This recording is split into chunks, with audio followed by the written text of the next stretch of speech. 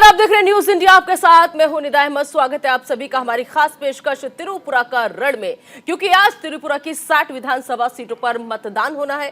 त्रिपुरा में 3,328 मतदान केंद्रों पर आज वोटिंग होगी। तो बड़ी खबर, अहम खबर आपको बता दें कि त्रिपुरा की 60 विधानसभा सीटों पर आज मतदान जो है वो होने जा रहा है। त्रिपुरा में 3,328 मतदान केंद्र बनाए गए हैं जिन पर वोटिंग शुरू होगी। और प्रदेश की बात करें तो प्रदेश में 28.13 लाख मतदाता जो है वो आज वोटिंग करने वाले हैं। साथ ही 2 मार्च को वोटों की गिनती की जाएगी। तो त्रिपुरा की 60 विधानसभा सीटों के लिए आज वोटिंग होगी और वोटों की गिनती 2 मार्च को होगी। बता दें आपको कि त्रिपुरा में 3,328 मतदान केंद्रों पर वोट डाले जाएंगे, जिनमें से 1,100 केंद्र संवेदनशील है, 28 को अति संवेदनशील कैटेगरी में रखा गया है। और यहां पर कुल 259 उम्मीदवार चुनावी दौड़ में हैं, जिनमें 20 महिलाएं हैं। बीजेपी 55 विधानसभा सीटों पर चुनाव लड़ रही है यहां से, जबकि उसकी सहयोगी आईपीएफटी ने 6 सीट पर अपने उम्मीदवार उतारे हैं, जबकि 1 सीट पर दोस्ताना मुकाबला होगा। सीपीएम ने 47 सीट पर अपने उम्मीदवार उतारे हैं, यानी सीपीएम 47 सीट पर चुनाव लड़ रही है और इसकी गठबंधन सहयोगी कांग्रेस ने 13 सीटों पर चुनाव मैदान में अपने प्रत्याशी उतारे हैं। ममता बनर्जी की अगर हम बात कर लें तो ममता बनर्जी की पार्टी तृणमूल कांग्रेस ने 28 सीट ऐसी हैं जिन पर अपने उम्मीदवार उतारे हैं और 58 निर्दलीय उम्मीदवार भी मैदान में अपनी किस्मत आजमाने के लिए उतरे हुए हैं। सत्तारूढ़ बीजेपी की अगर हम बात करें तो बीजेपी ने सबसे ज्यादा 12 महिला उम्मीदवारों को मैदान में उतारा है और प्रदेश में 28.13 लाख मतदाता अपने मताधिकार का आज इस्तेमाल करेंगे। एक वरिष्ठ पुलिस अधिकारी की अगर हम बात करें तो उन्होंने कहा है कि गृह मंत्रालय ने निष्पक्ष और हिंसा मुक्त विधानसभा चुनाव के लिए सीएपीएफ को बता दें कि सीएपीएफ की कैप्टी 30,000 सुरक्षा कर्मियों को तैनात किया गया है, मैदान में उतारा गया है। त्रिपुरा में पहली बार कांग्रेस और सीपीएम के नेतृत्व वाला वाम मोर्चा सीट बंटवारे के तहत संयुक्त रूप से चुनाव लड़ रहा है। तो आज का दिन बेहद खास, बेहद अहम त्रिपुरा के लिहाज से। आपको बता दें कि हालांकि इस दौरान हमने देखा कि तमाम पार्टियों ने जी जान से कोशिश लगा दी थी और खुद अमित शाह वहां पर पहुंचे, ममता बनर्जी वहां पर पहुंची और साथ ही साथ आपको बता दें कि त्रिपुरा विधानसभा के लिए आज मतदान होने जा रहा है। और दरअसल आपको बताएं कि करीब 1 महीने तक ताबड़तोड़ चुनाव प्रचार अभियान जो था वो चला। तमाम पार्टी के तमाम बड़े दिग्गज जो थे वो वहां पर पहुंचे। तो आज 8 जिलों के 60 विधानसभा क्षेत्रों में मतदान होगा। इसके लिए 31 महिला उम्मीदवारों सहित कुल 259 प्रत्याशी जो है वो मैदान में है, जिनकी किस्मत आज ईवीएम में कैद हो जाएगी। बता दें कि शांतिपूर्ण मतदान करवाने के लिए चप्पे चप्पे पर सुरक्षाकर्मी जो है वो तैनात किए गए हैं। 2 मार्च को वोटों की गिनती होगी। तो त्रिपुरा की 60 विधानसभा सीटों पर आज मतदान होना है।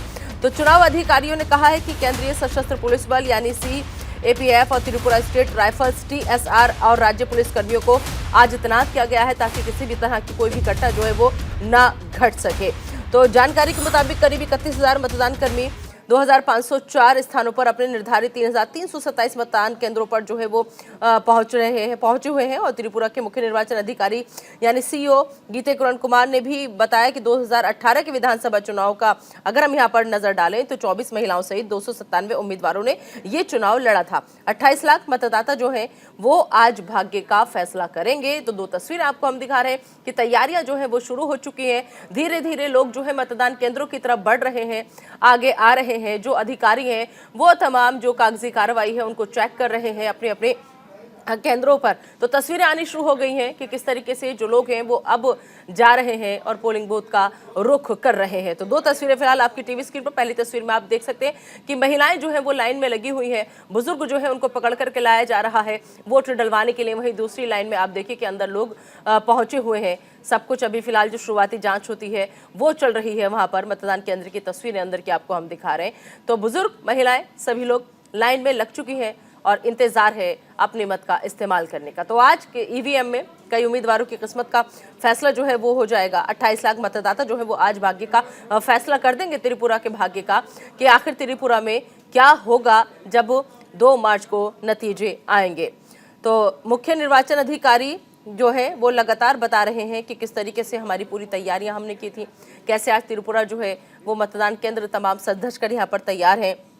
चप्पे चप्पे पर सुरक्षा बल की भी तैनाती की गई है, क्योंकि आपको बता दें कि दरअसल राज्य में हिंसा मुक्त और निष्पक्ष चुनाव कराने के लिए गृह मंत्रालय ने CAPF की 400 कंपनियां हैं, 30,000 सुरक्षाकर्मी हैं जिनको भेजा गया है। और इसके अलावा आपको बता दें कि असम राइफल्स की तैनाती है, सीमा सुरक्षा बल, केंद्रीय रिजर्व पुलिस बल, केंद्रीय औद्योगिक सुरक्षा बल और लगभग 9,000 TSR जवानों और 6,000 से अधिक त्रिपुरा पुलिस कर्मियों को भी यहां पर तैनात किया गया है, ताकि किसी भी तरह की कोई भी अनहोनी न हो और चुनाव जो है वो निश्चित तरीके से कराए जा सके, हिंसा मुक्त तरीके से चुनाव कराए जा सके। आपको बता दें कि दरअसल यहाँ पर कई लोग ऐसे हैं जो अपनी ताल ठोक रहे हैं, क्योंकि सबसे बड़ी बात जो है वो ये है यहाँ पर कि इस बार सबसे ज्यादा 55 उम्मीदवार जो हैं वो सत्तारूढ़ भाजपा ने अपने खड़े किए हैं, यानी बीजेपी की तरफ से 55 उम्मीदवार हैं, जबकि गठबंधन सहयोगी अगर हम बात करें पीपुल्स फ्रंट ऑफ त्रिपुरा की यानी IPFT की, तो 5 सीटें उसको दी गई हैं। और वाम कांग्रेस गठबंधन में वाम मोर्चे ने 47 उम्मीदवार खड़े किए हैं, जबकि कांग्रेस को गठबंधन के तहत 13 सीटें जो हैं वो मिली है। इसके अलावा टिपरा मोथा पार्टी ने 42 और तृणमूल कांग्रेस ने 28 उम्मीदवारों को मैदान में उतारा है। इस बार 58 निर्दलीय उम्मीदवार भी ऐसे हैं जो अपनी किस्मत आजमाने के लिए आज यहाँ पर मैदान में उतरे हैं। तो त्रिपुरा में चुनाव है, कौन बनेगा मुख्यमंत्री, ये सबसे बड़ा सवाल है। तो 60 सीटों पर लड़ाई है और 2 मार्च को जनादेश जो है ये जनता अपना दे देगी, सुना देगी। तो नतीजे 2 मार्च को आएंगे। फिलहाल आपको बता दें कि इस बार 58 निर्दलीय उम्मीदवारों का जिक्र जैसे हमने किया, और इसके अलावा और भी विभिन्न छोटे दल हैं, और विभिन्न छोटे दलों की बात करें तो इस बार 14 उम्मीदवार भी चुनाव मैदान में ताल जो है वो ठोक रहे हैं, और चुनाव के नतीजे 2 मार्च को आएंगे। तो रिएक्शन आने शुरू हो गए, सुनवाते हैं आपको ये लोग जो मतदान केंद्र पहुंचे हैं क्या कह रहे हैं। कैसा फील हो रहा है आपको? हाँ, बहुत बढ़िया फील हो रहा है मेरे को। ठीक है, यहाँ पे शांति कायम है? हाँ, नहीं कोई प्रॉब्लम नहीं है, बहुत अच्छे ही चल रहे हैं। कोई आगे देखना है क्या चलेगा सब पूरा दिन भर, यही बात है। आपका शुभ नाम? मेरा नाम है Suman Miya. Thank you. Thank you.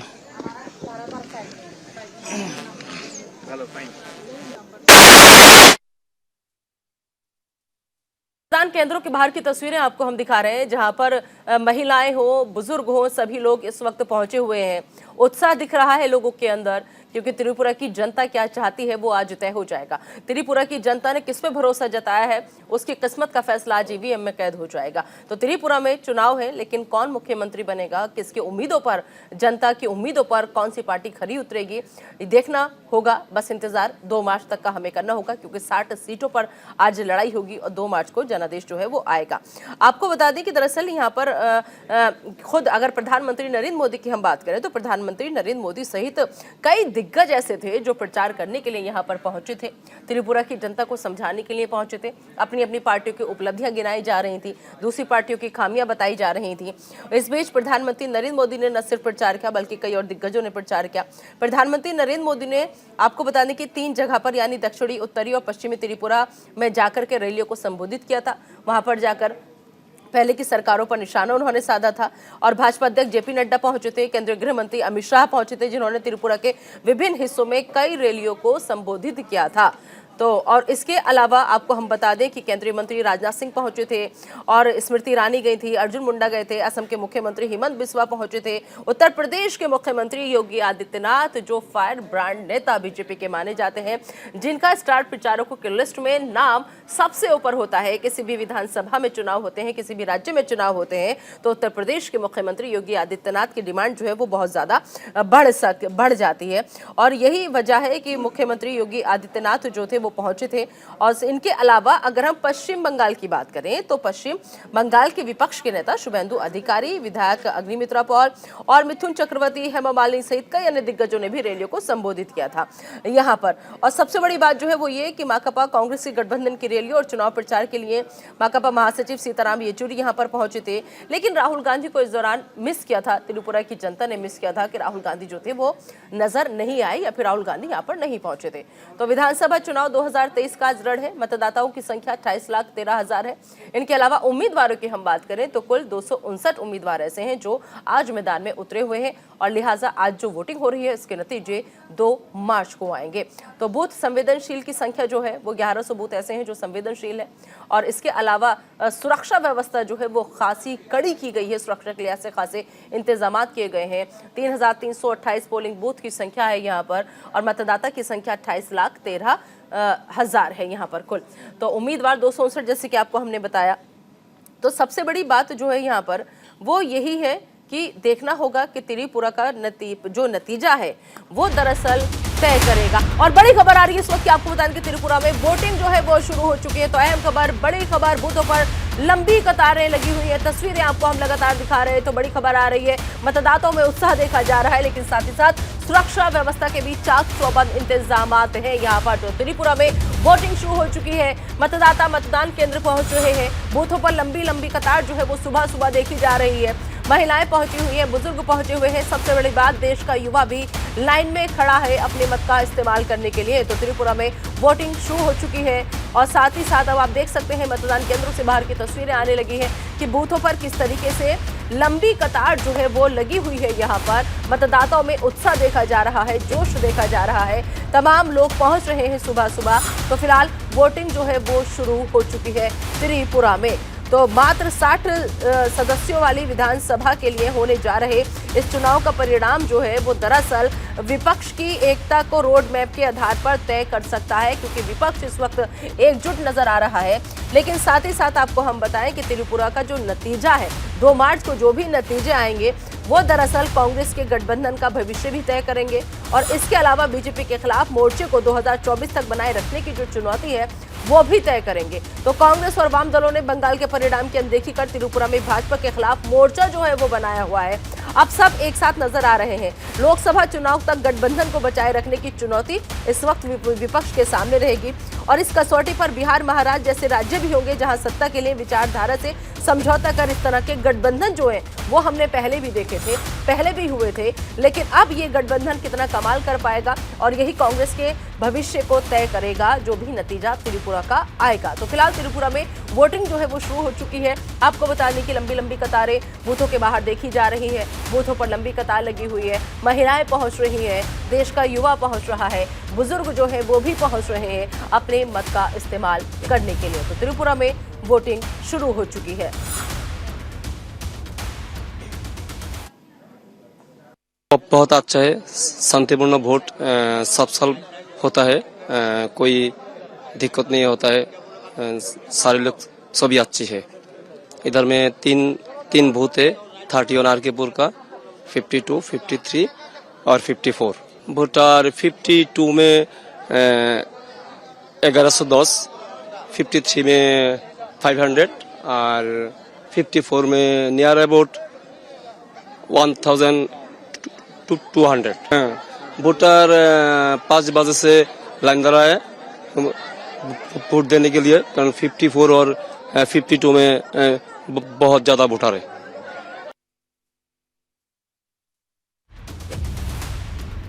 तो मतदाता जो घरों से बाहर निकले हैं वो आ रहे हैं धीरे धीरे, वो बता रहे हैं, मीडिया बातचीत उनसे करने की कोशिश कर रही है।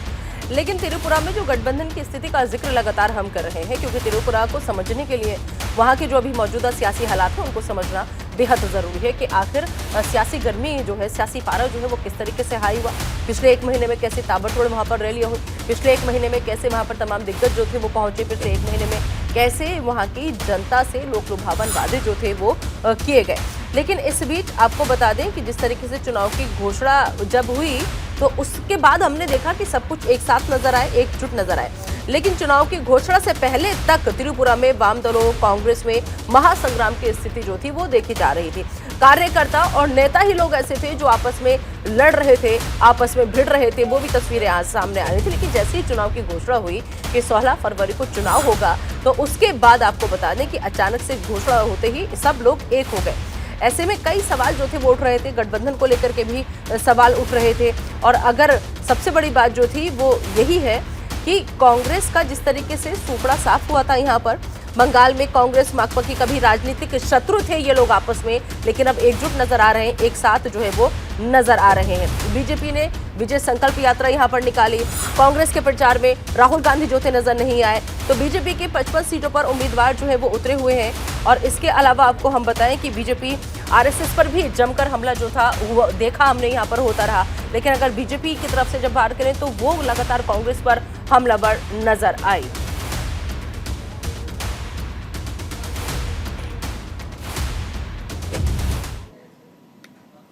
तो तो त्रिपुरा के रण में लगातार हर अपडेट अब तक हम पहुंचाते रहेंगे। जैसे जो भी अहम खबर आएगी उससे हम आपको रूबरू कराते रहेंगे। लेकिन फिलहाल आगे बढ़ जाते हैं और रुक कर लेते हैं कुछ और अहम खबरों का। चलिए बात करेंगे। सबसे पहले हम यहाँ पर गोरखपुर की बात कर लेते हैं। दरअसल आपको बता दें कि गोरखपुर से में सांसद खेल स्पर्धा महाकुंभ का समापन होना है। रीजनल स्पोर्ट स्टेडियम में आज समापन होगा और समापन समारोह में वर्चुअली पीएम जो है वो शामिल होंगे। मुख्यमंत्री योगी आदित्यनाथ की बात करें तो मुख्यमंत्री योगी आदित्यनाथ भी कार्यक्रम में मौजूद रहेंगे। सांसद रवि किशन ने आपको बता दें कि लोगों से मौजूद रहने की अपील की है। गोरखपुर में 27 जनवरी से दरअसल सांसद खेल स्पर्धा महाकुंभ जो था वो चल रहा था, लेकिन आज इस महाकुंभ का रीजनल स्पोर्ट स्टेडियम में समापन हो जाएगा। बता दें कि समापन समारोह में प्रधानमंत्री नरेंद्र मोदी वर्चुअली रूप से शामिल होंगे, जबकि उत्तर प्रदेश के मुख्यमंत्री योगी आदित्यनाथ कार्यक्रम में मौजूद रहेंगे। साथ ही सांसद रवि किशन ने सभी लोगों से, खिलाड़ियों से इस अवसर पर मौजूद रहने की अपील की है ताकि खेल और खिलाड़ियों का हौसला जो है वो बढ़ाया जा सके। आपको बता दें कि सांसद रवि किशन ने कहा कि केंद्र और प्रदेश सरकार खेल और खिलाड़ियों को लगातार बढ़ावा दे रही है। इसी क्रम में पूरे देश में सांसद खेल स्पर्धा का आयोजन किया जा रहा है। साथ ही रवि किशन ने कहा है कि इस खेल स्पर्धा में 5 विधानसभाओं का शानदार प्रदर्शन रहा।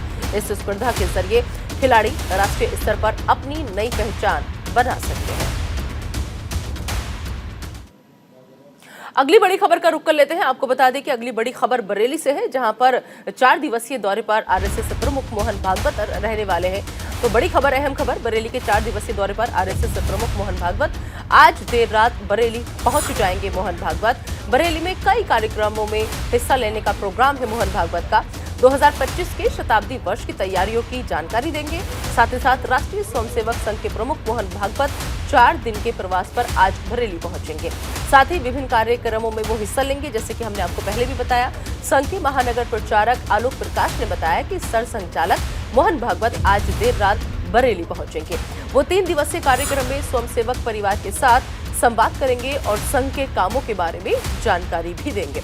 दरअसल भागवत 2025 में होने वाले शताब्दी वर्ष की तैयारी की जानकारी देंगे और आरएसएस प्रमुख आगमन को लेकर बरेली में सुरक्षा के पुख्ता इंतजाम किए गए हैं। सुरक्षा चक्र बनाने के साथ ही सेफ हाउस भी बनाया गया है। निर्धारित कार्यक्रम स्थलों पर जगह जगह खुफिया तंत्र ने भी अपना नेटवर्क सक्रिय कर दिया है। यमुना के लिए गहन सफाई कार्यक्रम की आज से शुरुआत होने जा रही है। दिल्ली के एलजी विनय सक्सेना इसकी शुरुआत करेंगे। एनजीटी ने यमुना सफाई के लिए हाई लेवल कमेटी बनाई थी। तो अहम खबर, बड़ी खबर, यमुना के लिए गहन सफाई कार्यक्रम की आज से शुरुआत जो है वो होने जा रही है। दिल्ली के एलजी विनय सक्सेना इसकी शुरुआत करेंगे। दिल्ली के उपराज्यपाल विनय कुमार सक्सेना ने आज यमुना सफाई के लिए एक गहन सफाई कार्यक्रम लॉन्च करेंगे और ये सफाई कार्यक्रम यमुना फ्लड प्लेन पर होगा और इसमें अलग अलग क्षेत्रों की दिग्गज हस्तियां शामिल होंगी। वहीं इस दौरान एलजी 94 सदस्यीय टेरिटोरियल आर्मी का खाका भी तैयार करेंगे। इस टेरिटोरियल आर्मी का काम यमुना को प्रदूषित करने वाले कच्चे नालों और छोटे नालों पर नजर रखना होगा और उन पर कार्रवाई करना होगा। गौरतलब है कि नेशनल ग्रीन ट्रिब्यूनल यानी एनजीटी ने 9 जनवरी को यमुना सफाई के लिए एक हाई लेवल कमेटी बनाई थी, जिसकी अध्यक्षता एलजी विनय कुमार सक्सेना से करने को कहा गया था। इस कमेटी में दिल्ली सरकार, केंद्र सरकार, नगर निगम के सभी अहम और संबंधित विभागों के अध्यक्ष मौजूद रहे। इस कमेटी की अब तक 2 बैठक हो चुकी है, जिसके बाद उपराज्यपाल फ्लड प्लेन पर गहन सफाई कार्यक्रम शुरू करने जा रहे हैं।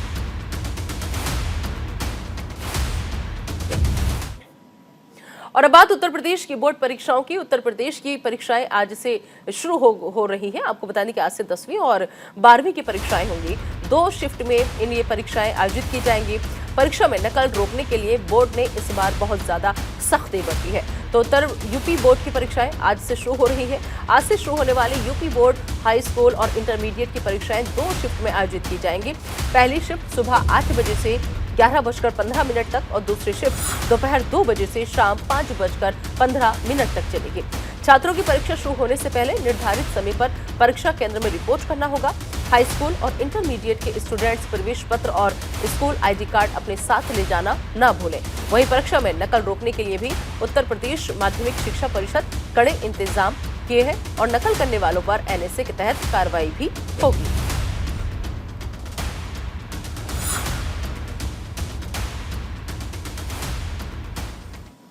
और बात राजनाथ सिंह के अहम ऐलान की। आपको बता दें कि राजनाथ सिंह ने अहम ऐलान किया है, DISC के 9वें संस्करण लॉन्च की घोषणा कर दी है और साथ ही साथ कहा कि मजबूत होगा देश का घरेलू रक्षा विनिर्माण क्षेत्र। तो रक्षा मंत्री राजनाथ सिंह ने कर्नाटक की राजधानी बेंगलुरु में डिफेंस इंडिया स्टार्टअप चैलेंज के 9वें संस्करण के लॉन्च की घोषणा कर दी है। राजनाथ सिंह ने यलहंका में चंदन सिंह वायुसेना कन्वेंशन सेंटर में वार्षिक रक्षा नवाचार कार्यक्रम मंथन 2023 का उद्घाटन करने के बाद इस बात की घोषणा की। इस दौरान रक्षा मंत्री ने IDEX स्टार्टअप्स की जमकर तारीफ की और बताया कि कैसे रक्षा क्षेत्र में महत्वपूर्ण भूमिका निभा रहा है भारत।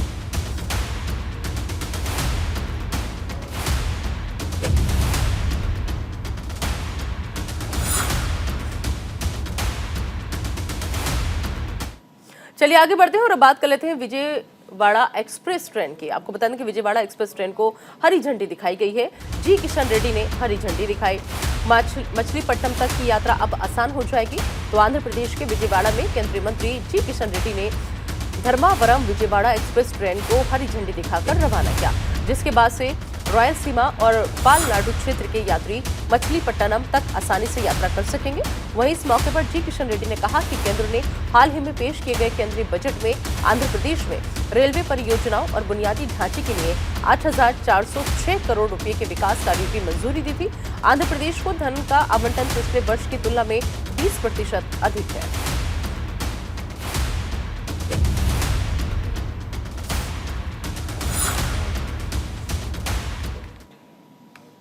तो फिलहाल इस बुलेटिन में अभी के लिए इतना ही। आप दीजिए इजाजत, लेकिन बने रहिए न्यूज इंडिया के साथ।